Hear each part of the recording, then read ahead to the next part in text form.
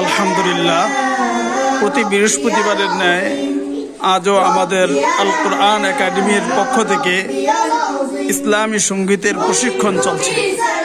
আমরা সকলেই আপনাদের কাছে দোয়া চাই। যারা যারা আমাদের এই ভিডিওটি দেখবেন অবশ্যই আমাদের জন্য দোয়া করবেন, আমাদের এই বাবাদের জন্য দোয়া করবেন। আল্লাহ তাআলা যেন সকলকে কবুল ও মঞ্জুর করেন। আমিন।